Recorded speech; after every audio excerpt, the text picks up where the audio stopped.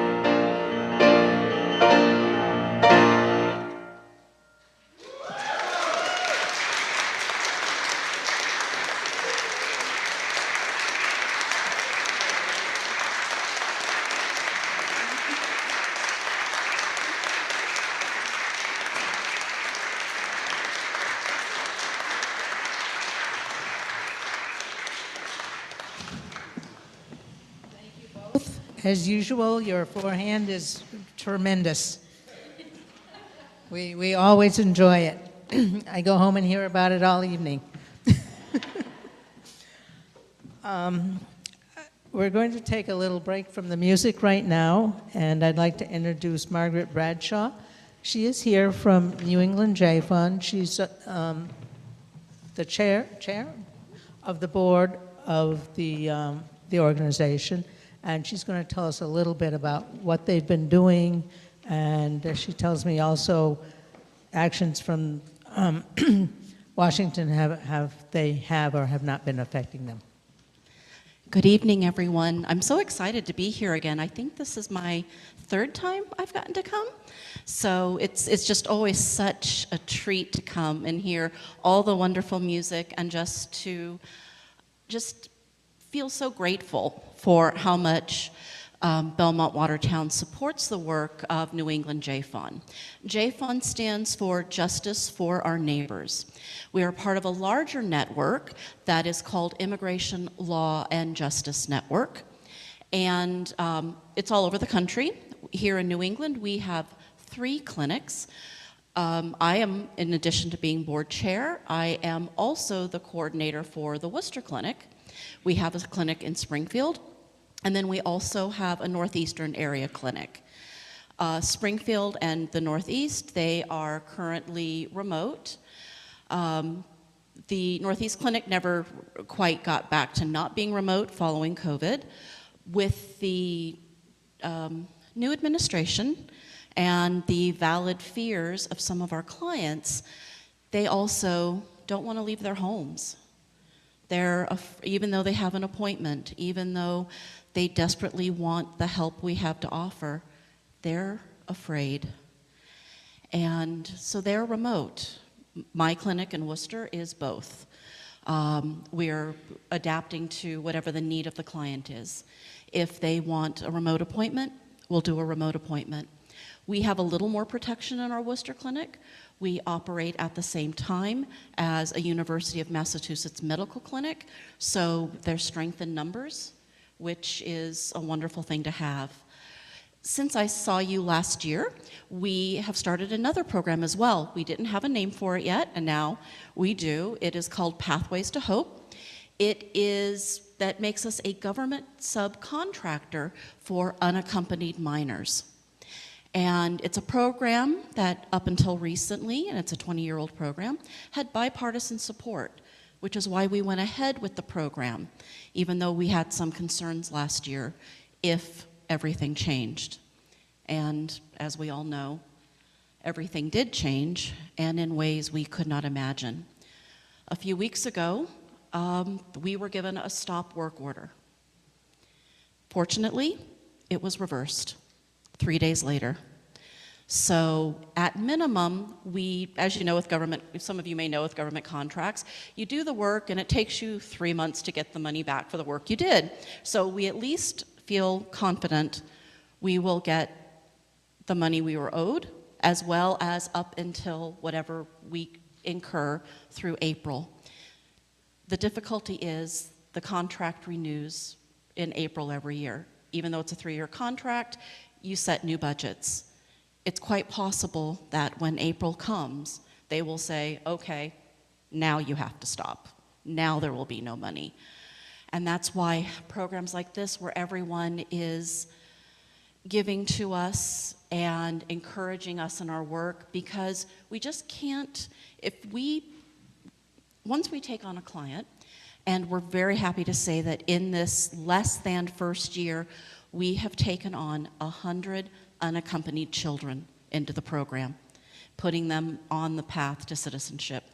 And in our Access Allies program, the other 3 clinics, we've taken on another 100 clients this past year. So we have over 200 active clients currently. We're strong in our Access Allies program because it's always been funded by churches, grants, individual donations. We are worried for the other program, but what that means is we will get additional grants. We will work with our clients until we find them, these young children clients, until we find them a lawyer who can take them on, or we will not take on new clients and try to keep enough staff to allow them to finish their cases. The cases we handle are unaccompanied minors, asylum seekers, and victims of violence, which covers quite a few things. The two categories are because sometimes one might fit under asylum, where the other fits under the other thing, and if you can't get through on one, you might get through on the other. And so the work we do is just so important. None of us, even though we probably think about it now, we wouldn't leave our homes, especially as children, without cause, without things being so terrible that that's the only thing you see. And especially for the unaccompanied minors, it strikes me so hard because I used to be a teacher when I lived in California, and I can't imagine any one of the students that I ever had having to go through what we see these young people have gone through, or even the adults in the asylum program. It's heartbreaking, and yet so brave of them. And it's so brave of all of you to come and be at something where you're supporting what we do. It's a difficult time that we're living through right now, not something we ever anticipated. But together, with all of the support of all of you, and all of the support of people who really do care and are on the right side of history, they want to be on the right side. It'll be hard, but sometimes we get the most done when things are the most hard. And so thank you, everyone, again, for being here. Thank you, Belmont-Watertown, as always, for being such gracious hosts. And thank you, Yilin, for the beautiful music. Like I said, I love coming here every year. And even when I'm no longer on the board, I'm still going to come. So thank you.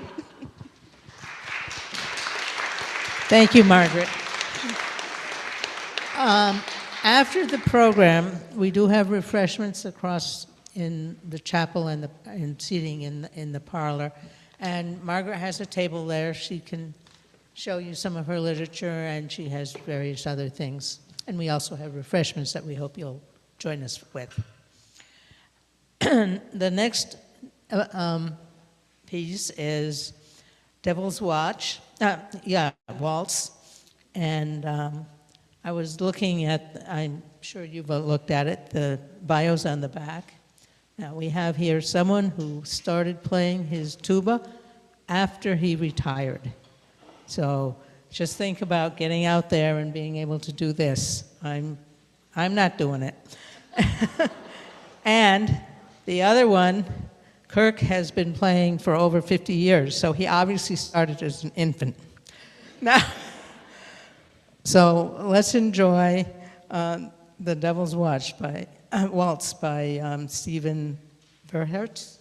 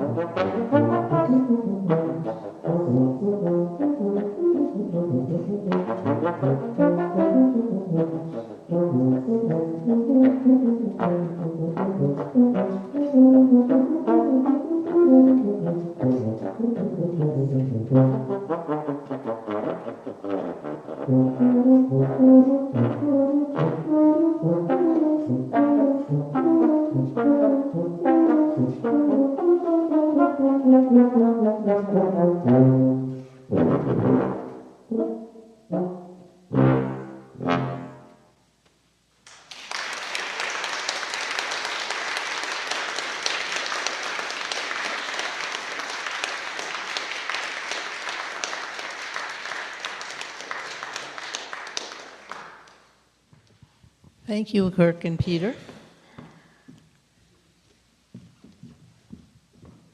Okay, now our next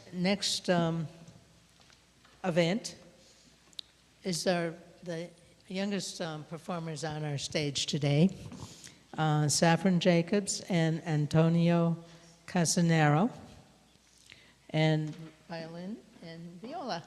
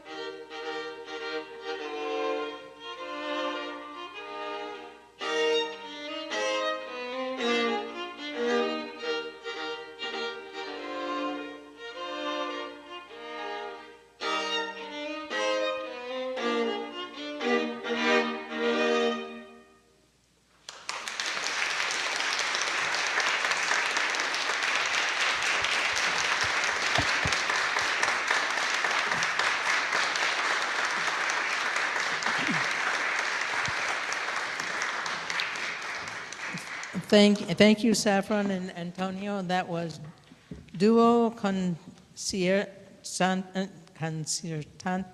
in E flat major. Now we have a Hungarian Dancers number 1 and number 5 by Johannes Brahms. And this is a special one because we have both Saffron and Antonio, as well as Saffron's parents, Yilin and Paul. And so the Hungarian Dancers number 1 and 5.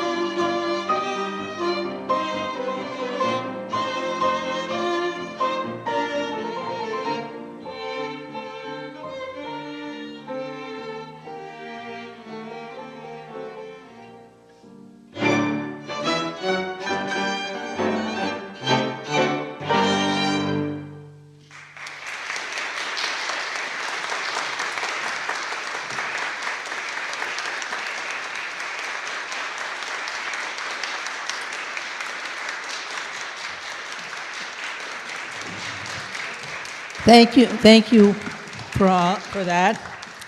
And now we get to the grand finale, where all of our musicians are going to play Hoedown by Aaron Copland. Okay, thank you so much for coming today. And every year, I'm so honored to be organizing this concert. And so I want to thank our church and our team for all the goodies to advertising and coming here to support JFON. And mostly, I want to thank all the musicians here. And so,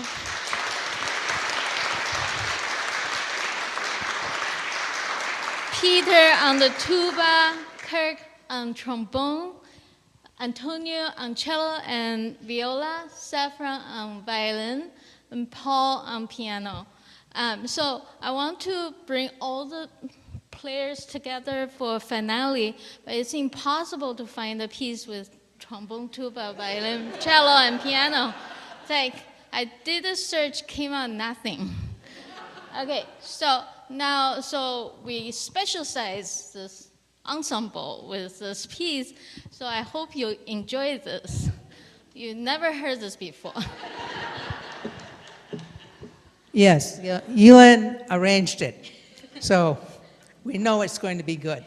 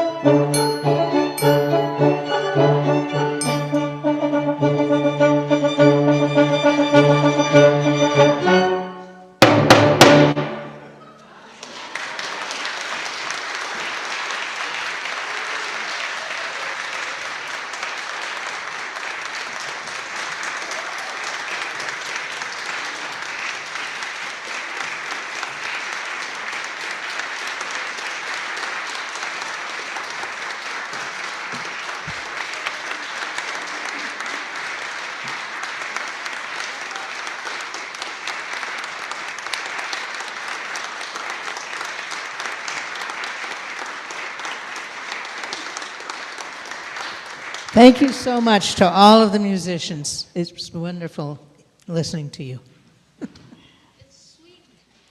And you're welcome to talk to Margaret about New England JFON and look at what she has brought.